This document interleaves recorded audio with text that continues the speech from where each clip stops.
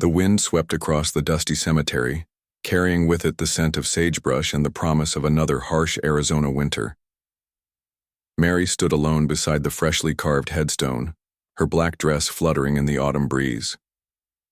3 months had passed since they buried her husband Thomas, yet the pain felt as raw as the day it happened. She traced the letters of his name with trembling fingers. Thomas had been everything to her: husband, best friend, and business partner. Together, they had built something beautiful on their ranch in the Arizona Territory. 2,000 acres of the finest grazing land this side of the Colorado River. Now at 28 years old, Mary faced the impossible task of running it all alone. The walk back to her horse felt longer than usual. Every step reminded her of conversations with Thomas about their future, about the children they hoped to have, about growing old together on the land they loved. Those dreams now lay buried beneath 6 feet of desert soil.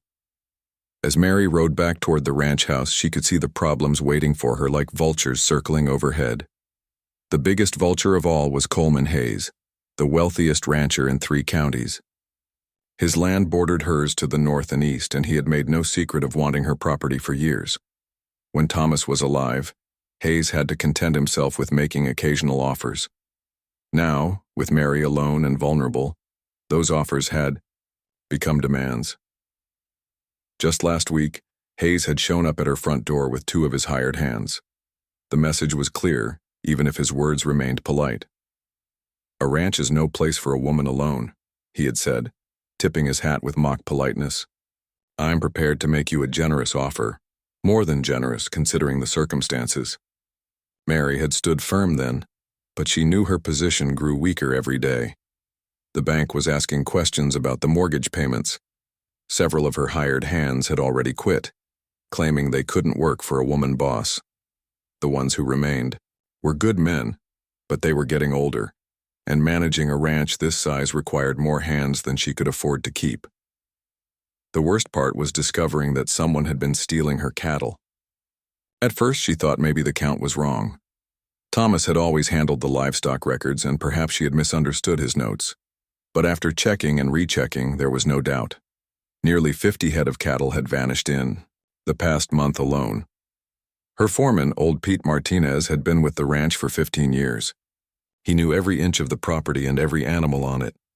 When Mary approached him about the missing cattle, his weathered face had grown grim. "Mrs. Mary," Pete had said, removing his hat respectfully, "I didn't want to worry you with this, but we got rustlers. They're testing you, seeing how you'll respond. They figure with Mr. Thomas gone, you won't fight back." The thought made Mary's blood boil. These men saw her as easy prey, assuming that without a husband to protect her, she would simply fold under pressure. They didn't know Mary Henderson. She had been Mary Henderson before she married Thomas, raised on a small farm in Kansas by parents who taught her that backing down only invited more trouble. But knowing she needed to fight and knowing how to win that fight were 2 different things. Every night, Mary sat at Thomas's old desk, going over the ranch accounts by lamplight. The numbers told a story she didn't want to believe. Without the missing cattle, without the full crew of ranch hands, and with mounting debts, she had perhaps 6 months before bankruptcy forced her to sell. Hayes knew this, of course. He probably knew her financial situation better than she did. Men like Coleman Hayes made it their business to know such things. He was playing a waiting game, applying just enough pressure to make her life difficult while positioning himself to swoop in when she finally broke. The loneliness was almost worse than the financial pressure. Mary had grown up in a large family, surrounded by the constant chatter of brothers and sisters. Life with Thomas had been full of conversation, shared meals, and comfortable silences that spoke of deep understanding. Now, the ranch house felt enormous and empty. Some evenings the only sound was the ticking of the grandfather clock in the hallway and the distant lowing of cattle. She had tried attending church socials and town gatherings, hoping to maintain some connection with the community. But the look she received ranged from pity to suspicion. Some women whispered that it wasn't proper for a young widow to be living alone on such a remote ranch. Others suggested she should remarry quickly or move back east where she belonged. The men either treated her like a fragile flower that might break at any moment, or they saw her as an opportunity, a wealthy widow in need of male protection. Mary wanted neither their pity nor their propositions. What she wanted was to prove that she could honor Thomas's memory by keeping their dream alive. Every sunrise from their bedroom window showed her the same view that had inspired them to buy this land in the first place. Rolling hills covered in rich grass, a stream that ran year-round, and mountains in the distance that seemed to change color with the light. This was more than just a ranch. It was home. It was the place where she and Thomas had planned to raise their children. It was where they had weathered their first harsh winter, celebrated their first successful cattle sale, and learned to love the wild beauty of the Arizona territory. Selling to Hayes would mean watching him tear down everything they had built together. But late at night, when the wind howled around the house and every shadow seemed to hold a threat, Mary wondered if she was being foolish. Maybe the sensible thing would be to take Hayes's offer and start over somewhere safer, somewhere less challenging for a woman alone. Then she would remember Thomas's last words to her. He had been thrown from his horse while chasing a spooked bull, and by the time she reached him, they both knew his injuries were too severe. With his last breath, he had whispered, "Keep our dream alive, Mary. Promise me." She had made that promise, and Mary Henderson was not the kind of woman who broke her word. No matter what Hayes threw at her, no matter how many cattle thieves tested her resolve, no matter how lonely the nights became, she would find a way to keep the ranch running. The first step was catching the rustlers. Pete had suggested they organize night patrols, taking turns watching the herds. It was dangerous work. Cattle thieves were usually armed and desperate men with little to lose. But Mary knew that stopping the theft was essential to her survival. Every stolen cow represented money she couldn't afford to lose. As autumn deepened, into the harsh months ahead, Mary felt the weight of winter approaching like a physical force. In this high desert country, winter could be brutal. Snow would make travel difficult, and cold weather would stress the cattle. She needed to be ready for anything. Looking back at the cemetery one last time before heading home, Mary spoke to Thomas as if he could hear her. "I don't know how I'm going to do this alone," she said quietly, "but I made you a promise and I intend to keep it, whatever it takes." The wind seemed to carry her words away toward the mountains, and for just a moment, Mary could almost imagine. She heard Thomas's voice in response, telling her to be strong, to trust herself, and to never give up on their dream. With renewed determination, she turned her horse toward home, ready to face whatever challenges tomorrow might bring. She had no way of knowing that the greatest challenge and the most unexpected salvation was already approaching through the desert night. The storm came without warning, as desert storms often do. Mary had been checking the fence line near the eastern pasture when the first rumble of thunder echoed across the valley. She looked up to see dark clouds rolling in from the mountains, moving faster than seemed possible. By the time she reached the ranch house, the first fat raindrops were already falling. Desert rain was different from the gentle showers she remembered from Kansas. When it rained in Arizona, it meant business. Within minutes, the drops became a downpour, then a deluge that seemed determined to make up for months of drought in a single night. Mary stood on her covered porch watching lightning split the sky in brilliant white branches. The thunder that followed shook the windows of the old house. This was the kind of storm that could wash out roads, flood creek beds, and scatter cattle across 3 counties. She made a mental note to check the herds first thing in the morning. Around midnight. The storm began to ease, but the rain continued in steady sheets. Mary was preparing for bed when she heard something that made her pause. Over the constant drumming of rain on the roof, she could swear she heard another sound, something that didn't belong to the storm. She moved to the kitchen window and peered out into the darkness. Lightning flickered again, and in that brief moment of illumination, she saw something near the barn that made her heart skip. A dark shape lay crumpled against the fence, too large to be debris blown by the wind. Mary grabbed her rifle and a lantern, pulling on her rain slicker before venturing out into the storm. The mud sucked at her boots as she made her way across the yard, the lantern light barely cutting through the rain and darkness. What she found made her gasp. A man lay unconscious against her fence, blood seeping from a wound on his shoulder. But this wasn't just any man. Even in the poor light, she could see that he was Apache, tall, powerfully built, with long black hair now plastered to his head by the rain. Mary's first instinct was to run back to the house. The townspeople were full of stories about hostile Indians, about raids and violence. But as she stood there in the pouring rain, looking down at this wounded man, all she could see was another human being in need of help. The man was unconscious, but still breathing. The wound on his shoulder looked like it came from a bullet, and he was losing blood steadily. If she left him here, he would likely die before morning. Despite every warning she had ever heard about Apache warriors, Mary couldn't bring herself to walk away. Getting him to the barn was no easy task. The man was enormous, easily the tallest person Mary had ever seen, probably close to 7 feet, tall and built like a mountain. It took all her strength to drag him out of the rain and into the shelter of the barn. By lantern light, she could see his injuries more clearly. The bullet had passed through his shoulder, missing anything vital, but causing significant blood loss. There were also cuts and bruises suggesting he had fallen from a horse or taken a hard tumble down a rocky slope. Mary had learned basic medical care out of necessity. Living on a remote ranch meant handling emergencies without waiting for a doctor from town. She cleaned the wound as best she could and bandaged it with strips torn from old sheets. The man remained unconscious throughout her ministrations, his breathing steady but shallow. As she worked, Mary found herself studying his face. The townspeople always described Apache warriors as savage and cruel, but this man's features showed intelligence and strength rather than brutality. There were lines around his eyes that spoke of laughter, and his hands, though calloused from hard work, were long-fingered and graceful. She made him as comfortable as possible on a bed of clean hay, covering him with horse blankets to ward off the chill. Then she settled down nearby with her rifle across her knees, determined to keep watch until he either woke up or she was sure he was no longer a threat. Dawn came gray and overcast, the storm having passed but leaving the world washed clean and smelling of wet earth. Mary dozed fitfully, starting awake every time her patient stirred. It was mid-morning when his eyes finally opened. She had expected him to be disoriented, perhaps aggressive.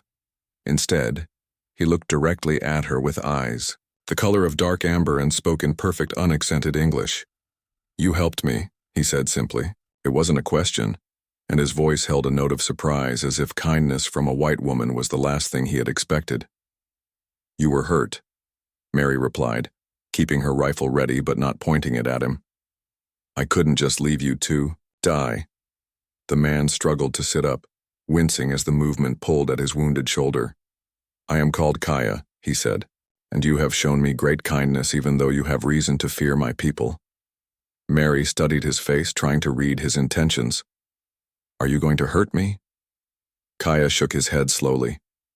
"I would rather cut off my own hand than harm the woman who saved my life, but I understand your caution. My presence here puts you in danger." Over the next hour, as Mary tended to his wound and brought him water, Kaya told her his story. He had been riding alone, scouting for his band, when soldiers had surprised him near the creek. In the chase that followed, his horse had stumbled on the rocky ground, throwing him hard. He had managed to escape the soldiers, but not before taking a bullet in the shoulder. "I was trying to reach the sacred caves in the high country," he explained. "But the storm came and I knew I would not make it. I thought I would die in your pasture, and I was grateful it would be under the open sky rather than in a white man's jail." Mary found herself drawn into conversation with this unexpected visitor. Kaya spoke of his life with his people, of the old ways that were disappearing, of the constant struggle to find safe places to live as more settlers claimed the land. His words painted a picture very different from the savage Indian stories she had heard in town. "I had a family once," Kaya said quietly, staring out through the barn door at the clearing sky. "A wife and 2 children. They were killed 2 winters ago when soldiers attacked our winter camp. The blue coats said we were hostile, but we had harmed no one. We were simply trying to survive." The pain in his voice was unmistakable, and Mary felt her heart ache for this man's losses. She knew something about grief, about having your world torn apart by forces beyond your control. "I'm sorry," she said softly. I lost my husband 3 months ago. Not to violence, but to accident. Still, I understand what it means to lose the person who makes your world complete. Kaya turned those amber eyes toward her, and for a moment something passed between them, a recognition of shared sorrow, of understanding that transcended the barriers of race and culture. "You are alone here?" he asked. Mary nodded. "My husband built this ranch. Now everyone expects me to sell it and move back east like a proper lady should, but this is my home. I won't give it up without a fight." For the first time, Kaya almost smiled. "You have the heart of a warrior," he said. "Your husband chose well."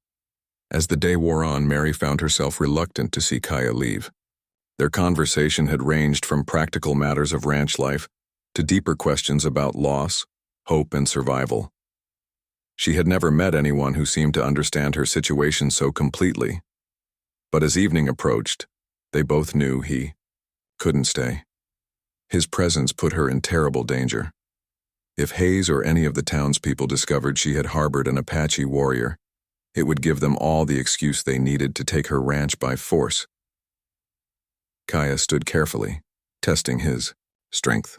The wound was still painful, but he could travel. Mary had given him food and fresh bandages, enough to see him safely to wherever he was going. "I owe you my life," he said formally. "Among my people, such a debt is not taken lightly. If ever you have need, call my name to the four winds and I will come." Mary felt foolish for what she said next, but the words came anyway. "Will I see you again?" Kaya paused in the barn doorway, his massive frame silhouetted against the evening sky. When he turned back, his expression was serious, almost prophetic. "Yes," he said with quiet certainty. "You will see me again. I believe the spirits brought me to your door for a reason. Our paths are meant to cross again." Then he was gone, disappearing into the twilight as silently as he had arrived. Mary stood in the barn doorway long after he vanished, wondering if the entire encounter had been some kind of fever dream brought on by the storm. But the blood-stained hay and the empty plate told her it had been real. Somewhere out there in the vast Arizona desert, a wounded Apache warrior was making his way to safety, carrying with him the memory of an unexpected act of kindness from a lonely widow. Mary had no way of knowing that this chance encounter would change both their lives forever, or that Kaya's promise would prove more significant than either of them could imagine. 2 weeks passed after the storm, and Mary began to wonder if her encounter with Kaya had been nothing more than an unusual dream. Life on the ranch continued its difficult rhythm: cattle to tend, fences to mend, and the constant worry about money and rustlers. Then one morning, she found a freshly killed deer hanging from the oak tree near her kitchen door. Mary stared at the animal, her heart racing. She had heard no gunshot during the night, seen no sign of anyone on her property. Yet here was enough fresh meat to last her a week, cleaned and prepared with the skill of an experienced hunter. Pete Martinez scratched his gray head when she asked him about it. "Strange thing, Mrs. Mary," he said. "Whoever left this knows what they're doing. See how clean the cuts are? This is Apache hunting, no doubt about it." Over the following days, other gifts appeared. A broken section of fence was mysteriously repaired overnight, the work done with materials that hadn't come from her supply shed. Her vegetable garden, struggling after weeks of neglect, was carefully weeded and watered. Most remarkably, several of her missing cattle reappeared in the north pasture, bearing no sign of where they had been. Mary knew it was Kaya. Somehow, he was watching over her property, helping in ways that wouldn't be noticed by anyone who didn't live there every day. The realization filled her with a mixture of gratitude and unease. His presence meant she wasn't as alone as she had thought, but it also meant the danger of discovery grew with each passing day. The danger became real sooner than she expected. Coleman Hayes arrived at her ranch on a Tuesday morning, bringing with him 3 of his hired men and a face full of suspicion. "Morning, Mary," Hayes said, tipping his hat but not bothering to dismount from his horse. "Heard some interesting rumors in town. Folks are saying you've been seen talking to yourself out in the pastures. Some think the isolation is getting to you." Mary kept her expression calm, though her heart was pounding. I talk to my cattle, Mr. Hayes. They're better listeners than most people. Hayes smiled, but there was no warmth in it. That's not the kind of talking people mean. They're saying you've been spotted with someone else on your property, someone who doesn't belong here. I don't know what you're talking about, Mary replied firmly. The only people on this ranch are myself and my hired hands. Is that so? Hayes dismounted now, his men following suit. Then you won't mind if we take a look around, for your own safety, of course. There are hostiles in the area, and a woman alone needs protection. Mary wanted to refuse, but she knew that would only increase his suspicions. Look all you want, she said, but be quick about it. I have work to do. Hayes and his men spent an hour searching her property. They found nothing, of course. Kaya was far too clever to leave obvious signs of his presence. But Mary could see the frustration in Hayes's eyes when they finally gave up. This isn't over, he said as he prepared to leave. I'm keeping an eye on this place. If I find out you're harboring Indians, it'll go badly for you. After they left, Mary felt sick with worry. How long could this continue? How long before someone spotted Kaya or found evidence of his help? The gifts would have to stop. She couldn't risk it anymore. That night she sat on her porch after sunset, speaking quietly to the darkness beyond her yard. I know you're out there, she said. I know you've been helping me and I'm grateful. But it's too dangerous now. Hayes is watching. You have to stay away. For several nights there was no response. No gifts, no mysterious help with ranch work. Mary told herself this was for the best, but she felt lonelier than ever. She hadn't realized how much comfort she had drawn from knowing someone cared enough to watch over her. Then, on the fourth night, she heard her name called softly from the shadows near the barn. Mary. She rose from her chair and walked toward the voice, her heart hammering. Kaya stepped out of the darkness, and in the moonlight she could see that his shoulder had healed well. He looked stronger than before, more dangerous, but his eyes held the same gentle intelligence she remembered. You asked me to stay away, he said simply. I did.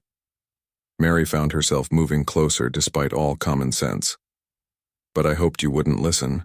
They stood facing each other in the silver moonlight, neither speaking for a long moment. Finally, Kaya broke the silence. Hayes suspects something. Yes. He searched the ranch today. I think someone saw you, or saw the things you left for me. Kaya nodded grimly. It was bound to happen. A white woman and an Apache man, such friendship is forbidden by both our peoples. Is that what this is? Mary asked quietly. Friendship? Kaya's amber eyes searched her face in the moonlight. I don't know what to call it, he admitted. I know only that since the night you saved my life, you have been in my thoughts constantly. I know that I cannot stay away, even though my presence puts you in danger. Mary felt something shift inside her chest, like a door opening that she had thought was locked forever. Then don't stay away, she whispered. What happened next surprised them both. Kaya stepped closer and Mary didn't retreat. When he reached out to touch her face with gentle fingers, she leaned into his palm. When he bent down to kiss her, she rose on her toes to meet him halfway. The kiss was soft, tentative at first, then deeper, as they both realized that this connection between them was stronger than fear, stronger than social convention, stronger than the hatred that divided their peoples. When they finally broke apart, both were breathing hard. This is madness, Mary whispered. Yes, Kaya agreed. But sometimes madness is the only sane response to an insane world. They began meeting in secret, usually in the hidden canyon that Kaya showed her, a place sacred to his people where ancient paintings covered the rock walls. It was there that Mary learned more about the man who was capturing her heart. Kaya told her stories of his childhood, of learning to hunt and track from his grandfather, of the old Apache ways that valued courage and wisdom above all else. He spoke of the confusion and pain of watching his world disappear, of trying to find a path between the old ways and the new reality his people faced.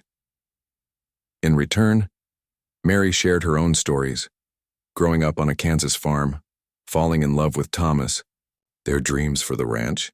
She told Kaya about her fears, her determination to honor her husband's memory, her growing feelings of isolation from the white community that should have been her support system.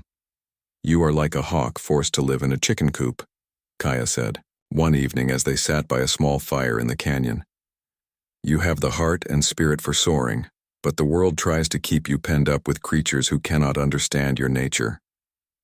Mary laughed, despite her worries. "That's not very flattering to chickens." Kaya's rare smile appeared. "Chickens have their purpose, but they should not try to tell a hawk how to fly." Their meetings became more frequent, and with each encounter, the bond between them grew stronger. Kaya began teaching Mary Apache skills: how to move silently through the desert, how to read the signs that told stories in tracks and broken twigs, how to find water and shelter in country that seemed barren to untrained eyes. "Why are you teaching me these things?" Mary asked one day as Kaya showed her which plants could be eaten safely. "Because knowledge is the greatest gift one person can give another," he replied seriously. "And because I want you to be able to survive anything this land might throw at you." But their secret meetings couldn't continue indefinitely. Hayes was growing more suspicious, and his men had been seen watching the ranch from a distance. Worse, other ranchers were beginning to take notice of Mary's situation. The pressure to sell was mounting from all sides. The crisis came on a cold October night. Mary had been meeting Kaya in their usual spot when they heard horses approaching the canyon. Lots of horses moving fast and with purpose. "Posse," Kaya said grimly, rising to his feet and listening to the sound. "They're hunting." "Hunting what?" Mary asked, though she feared she already knew the answer. "Me. Someone must have seen us together." They could hear voices now, getting closer. Hayes's voice rose above the others, giving orders, organizing a search pattern that would cover every possible hiding place in the area. "There's a way out through the back of the canyon," Kaya said urgently. "But it's dangerous in the dark, especially for someone not trained in desert travel." Mary made her decision without hesitation. "I'm going with you." "No, you can go back. Tell them you were checking cattle. They have no proof you were meeting me." "And what about you?" "They'll hunt you down like an animal." Kaya's expression was resigned. "Perhaps it's time. I'm tired of running, tired of hiding. At least this way I choose how it ends." "No," Mary said fiercely. "I won't let them kill you. We're leaving together, and we're leaving now." The voices were getting closer. In minutes, the posse would reach their hiding spot. Kaya looked at Mary's determined face and knew there was no time to argue. "Stay close to me," he whispered. "Do exactly what I do. If we're separated, head for the high country and wait for me. I will find you." Together, they slipped into the darkness at the back of the canyon, beginning a desperate flight that would test everything Kaya had taught Mary about survival in the unforgiving Arizona desert. Behind them, the shouts of the posse grew louder as Hayes and his men discovered the still warm ashes of their fire. The hunt was on, and there would be no turning back for either of them now. The escape through the canyon's back passage was like traveling through a nightmare. Mary had never experienced such complete darkness or such treacherous terrain. The narrow path twisted and turned between towering rock walls, sometimes disappearing entirely where flash floods had carved new channels through the stone. Kaya moved ahead of her like a ghost, his hand occasionally reaching back to guide her around obstacles she couldn't see. They traveled in absolute silence, knowing that even the smallest sound might echo through the canyons and reveal their location to the hunters behind them. After what felt like hours but was probably only 30 minutes, they emerged onto a high plateau overlooking miles of desert. Behind them, they could see the faint glow of torches as Hayes and his men continued their search of the lower canyon. "They'll find the passage eventually," Kaya said quietly. "We need to be far from here by then." They traveled through the night, moving across landscape that would have been impossible for Mary to navigate alone. Kaya seemed to know every rock, every hidden water source, every sheltered spot where they could rest without being seen. As dawn broke, he led her to a cave hidden behind a curtain of desert willow and sage. "We can rest here during the day," he said, "but tonight we must go farther." Mary sank onto the sandy floor of the cave, exhaustion hitting her like a physical blow. Her feet were blistered, her clothes torn by thorns and rough stone, but she was alive and free. More importantly, so was Kaya. "Where are we going?" she asked as he built a small, smokeless fire using techniques that amazed her. "There's a place my grandfather showed me when I was young," Kaya said. "A hidden valley in the high mountains where my people once spent their summers. It's sacred ground protected by the spirits. We'll be safe there." They rested during the heat of the day, taking turns sleeping while the other kept watch. When Mary woke, she found Kaya sitting at the cave entrance staring out at the desert with a troubled expression. "What is it?" she asked, settling beside him. "I'm thinking about what we've done," he said slowly. "You've left everything behind. Your ranch, your life, your world. For me." Mary considered this. It was true. By fleeing with Kaya, she had probably lost her ranch forever. Hayes would claim she had abandoned it, or worse, that she had been killed by hostiles. Either way, her old life was finished. "I made my choice," she said simply. "I chose you." Kaya turned to look at her, his amber eyes intense. "Do you understand what that means? There's no going back now. If we're caught together, they'll hang me and brand you as a traitor to your own people. Even if we escape, you can never return to the white world. You'll be Apache now, for the rest of your life." Mary felt a moment of vertigo as the full implications hit her. No more ranch house, no more Sunday church services, no more familiar faces or comfortable routines. She would be giving up not just her property, but her entire identity as a white woman in civilized society. Then she looked at Kaya's face and knew her answer hadn't changed. "Then I'll be Apache," she said. "If that's the price of being with you, I'll pay it gladly." Something shifted in Kaya's expression. Surprise, gratitude, and something deeper that made Mary's heart race. "In that case," he said formally, "I have something to tell you. From the moment you saved my life, I knew the spirits had brought us together for a purpose. I have been waiting for the right time to speak of it." He stood and walked to the back of the cave, returning with something wrapped in soft leather. When he unfolded it, Mary saw the most beautiful piece of jewelry she had ever encountered. A necklace made of silver, turquoise, and coral, with workmanship so delicate it seemed almost alive. "This belonged to my grandmother," Kaya said. "She told me that one day I would know the woman meant to wear it, the woman who would bear my son and help bridge the gap between our peoples." Mary's breath caught. "Your son?" Kaya nodded solemnly. "I had a vision during the fever from my wound. I saw you carrying a child, our child. A boy who will grow up understanding both worlds, who will help heal the hatred between Apache and white." The vision was so clear, so real, that I knew it was a prophecy. He held out the necklace. "Mary, will you be my wife? Will you help me fulfill this vision?"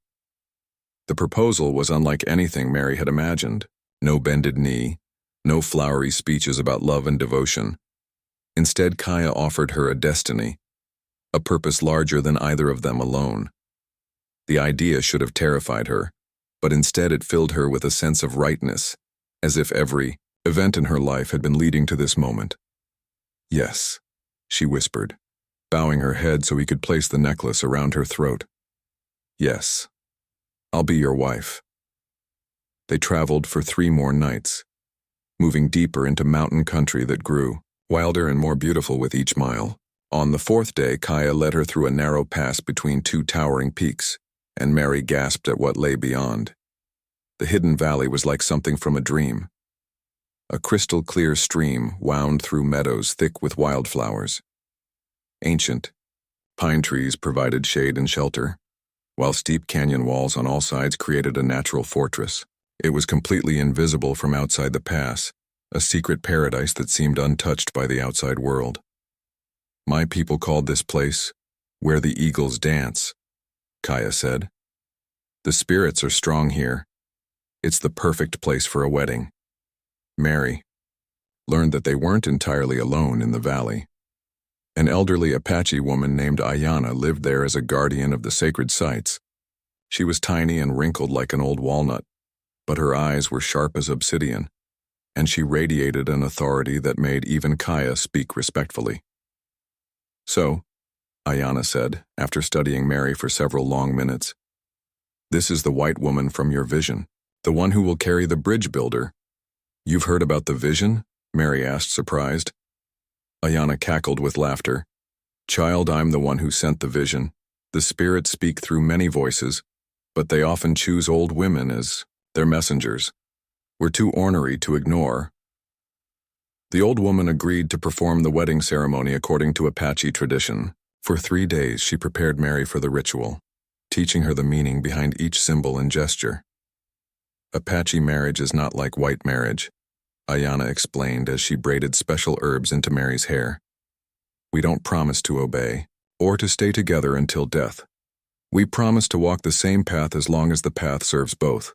We promise to honor each other's spirit and to create children who will be strong in both worlds." On the night of the ceremony, Ayana led them to a sacred circle of stones where generations of Apache couples had pledged themselves to each other. She painted their faces with clay and charcoal in ancient patterns while chanting in words that seemed to make the very air vibrate with power. Mary had expected to feel strange or out of place during an Apache ceremony, but instead she felt more connected to something larger than herself than she ever had in a church service. When Kaya took her hands and spoke his vows in both Apache and English, when she responded with words that Ayana had taught her, it felt like the most natural thing in the world. "By earth and sky, by fire and water, by the spirits of our ancestors, and the hopes of our children," Kaya said formally, "I take you as my wife, my partner on the path of life. I take you as my husband," Mary responded, her voice strong and clear in the mountain air. "I will walk your path and share your destiny. Our children will know both worlds and help heal the wounds between our peoples." Ayana blessed their union with smoke from sacred herbs, then proclaimed them married according to Apache law. That night, they made love for the first time under a canopy of stars so bright they seemed close enough to touch. The next 3 months were the happiest of Mary's life.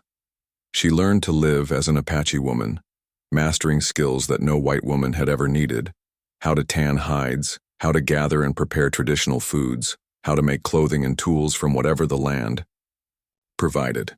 Kaya proved to be a patient teacher and a devoted husband, sharing not just practical knowledge but the spiritual beliefs that gave meaning to Apache life. In November, Mary realized she was pregnant.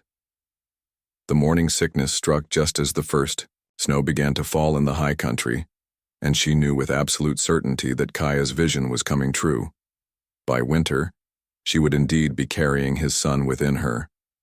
"The spirits have blessed us," Kaya said when she told him the news. His joy was so pure, so complete, that Mary felt tears running down her cheeks.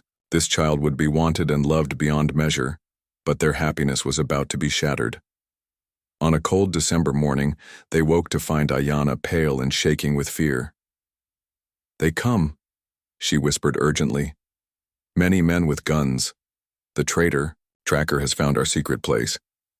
Through the narrow pass, they could hear the sound of approaching horses. Hayes had somehow tracked them to their sanctuary, probably with the help of an Apache scout willing to sell out his own people for white man's money.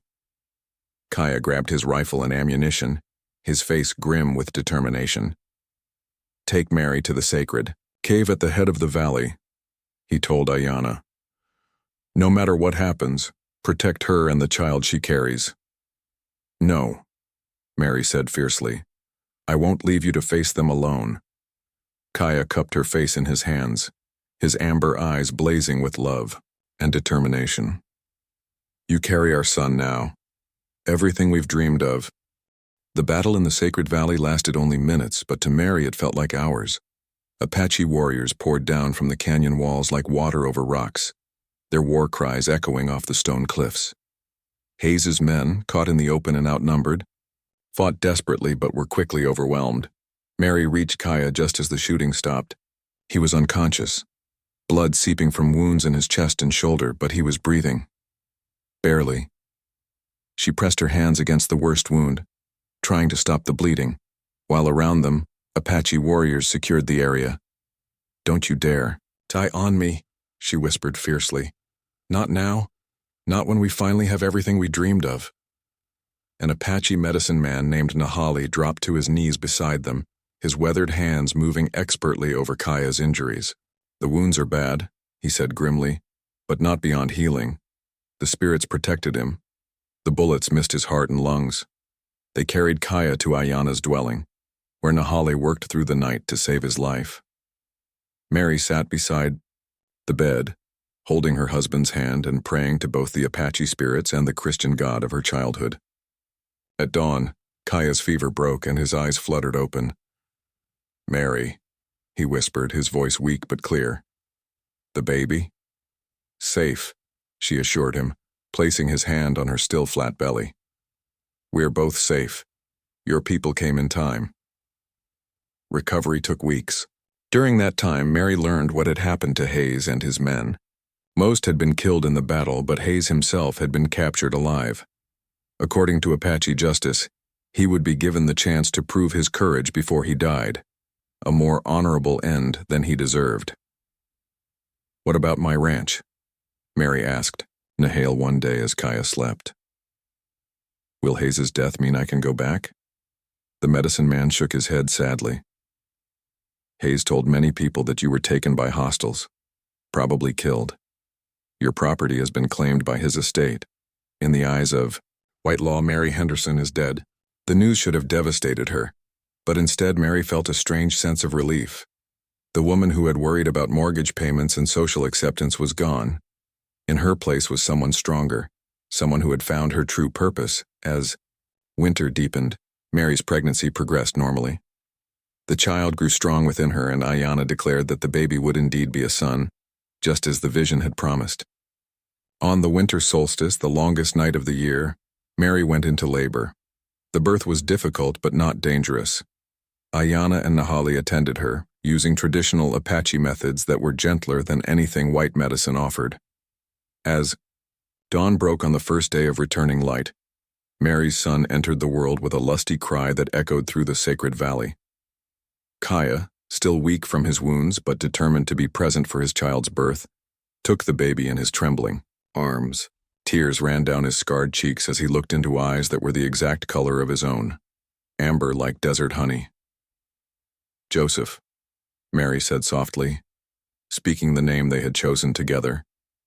"Joseph Swift Arrow." According to Apache custom, the child would receive his adult name later, based on his achievements and character. But for now, Joseph Swift Arrow was perfect, a name that honored both his parents' cultures and his destiny as a bridge between two worlds. The early months of motherhood were challenging for Mary. Apache child-rearing practices were different from what she had expected, emphasizing independence and connection to the natural world rather than the protective coddling common in white society. But she adapted, just as she had adapted to everything else about her new life. Joseph grew strong and healthy, equally comfortable being carried in a traditional Apache cradleboard or lying on soft furs in their dwelling. He showed signs of his father's intelligence early, watching everything with bright, curious eyes and reaching for objects with the coordination of a much older child. As spring arrived, Kaya had recovered enough to begin making plans for their future. The sacred valley was safe, but it wasn't meant for permanent habitation. The Apache band needed to move with the seasons, following game and avoiding the increasingly frequent army patrols that hunted for hostiles. "There's another place," Kaya told Mary one evening as they watched Joseph sleep. "Lower elevation, better for raising cattle. Some of my people have been living there peacefully, trading with Mexican ranchers across the border. We could build a new kind of life there." Mary understood what he was suggesting, not a return to her old ranch, but the creation of something entirely new. A place where Apache and Mexican and white ways could coexist, where their son could grow up understanding all the cultures that flowed in his veins. The journey south took them through some of the most beautiful country Mary had ever seen. They traveled with a small band of Apache families, moving slowly to accommodate the children and elderly. Joseph, now 6 months old, seemed to love the constant motion and new sights. Their destination was a wide valley surrounded by gentle hills, with a year-round stream and natural meadows perfect for grazing. A few Apache families had already established themselves there, building traditional dwellings alongside more permanent structures that could house animals and store supplies through the winter. "This place has no name in English," Kaya explained as they looked out over the valley from a ridge above. "In Apache, we call it where all waters meet, because people from many backgrounds come together here peacefully." Mary could see why. The location appealed to refugees from different cultures. It was remote enough to avoid unwanted attention from authorities, but close enough to establish trade routes to allow for commerce and communication with the outside world. Mexican traders came through regularly, and even some white settlers had found their way here seeking a different kind of life. They built their home on a rise overlooking the stream, using a combination of Apache and Mexican construction techniques that Kaya had learned from the other residents. The result was a dwelling that was both practical and beautiful. Thick adobe walls that stayed cool in summer and warm in winter, with a traditional Apache ramada attached for outdoor cooking and socializing. Mary threw herself into this new phase of their life with the same determination that had carried her through every previous challenge. She learned to speak fluent Apache and enough Spanish to communicate with their Mexican neighbors. She discovered she had a talent for healing, working alongside the band's medicine woman to tend both humans and animals. Most importantly, she helped Kaya establish a cattle operation that became a model for others in the valley. They started with animals purchased from Mexican traders, but soon their herd grew through careful breeding and natural increase. The key to their success was Kaya's understanding of the land and Mary's knowledge of ranch management. Joseph grew up in this multicultural environment, equally comfortable speaking Apache, Spanish, and English. He learned to ride almost before he could walk properly, and by age 3 he could track animals and identify plants with the skill of children twice his age. But he also learned to read and write, using books that Mexican traders brought from their travels. The boy was remarkable in ways that went beyond his mixed heritage. He seemed to have inherited not just Kaya's physical strength and Mary's determination, but something extra, a natural ability to bring people together, to find common ground where others saw only differences. When Joseph was 5 years old, a group of white settlers arrived in the valley, refugees from Apache raids in their home territory. They were suspicious of the mixed community they found, but Joseph won them over by demonstrating that he could serve as a translator between the different groups.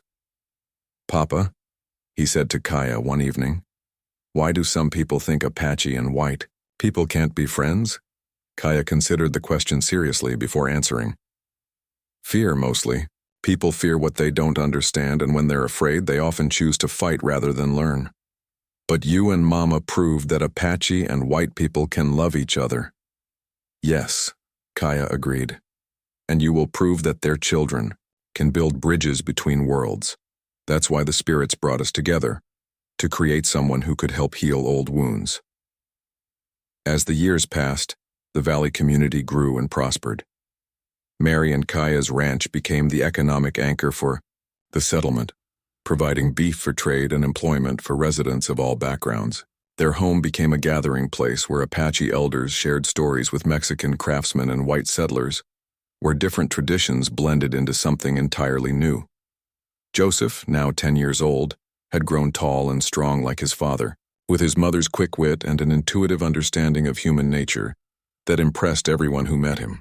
He moved easily between the different communities in the valley, equally welcome at Apache ceremonies, Mexican fiestas, and white settlers' barn raisings.